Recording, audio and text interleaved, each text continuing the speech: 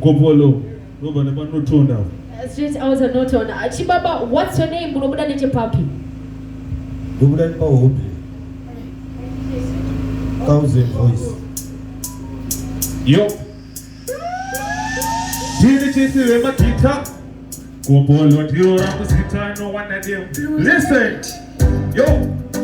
Deva people of Mandipava. Munenge Mandishora. Where is the sense of Mukele Tinda Kachkora. Impuzi, you know if we is a sora, when I am going to get a roller. Oh, Kariguru Konde, Soy, Kapira Muyare, Kadika Prombe, Kakufira Kushakuna Pega, Kunotu, and Matete. They could end in this way. Never pass. But they never connect it. And the good when I live, Bokana quality. Eh, Mapuri, somebody, Mafoseti, Manoto, Harare, but the Epuepi. No. Turn back and feel. No.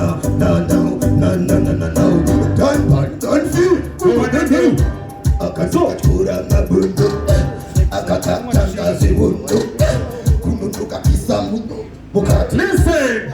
Dinengeboko vaiti. Shakuti urigeza nishiwoni. Wakatungaira mfana wamupita mawani. Wasana nemokoto kupita mawani. Wakatungaira. Dinokupita mawani.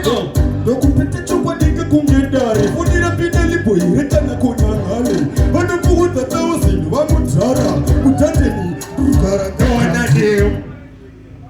Divana mamusha. Ava divana mamusha. Ande jense uko. Divana mamusha. Ava divana mamusha. Divana mamusha. Vadinise divana mamusha. Ava divana mamusha. Wakatabira kunoto wakeransi. Divana mamusha. Ava divana mamusha. Fantan itakutiva zizile divana mamusha. Ava divana mamusha. Levels in a rip, Fantan, How's the Akatoka Tosera, Kokaka, Chopani Ak, Apanaka Chakuziva, Virikan Ngoma, Itans, Rakano Chiva. Kaitaka Tete Akaimota, Akana Chekanosia, Ngotikuonda, Kuno Kunegoma Futinoka Ponda, Replega Disicate, Ngoma Detamed, Freestyle Jet, Levels in a Fantan a rip.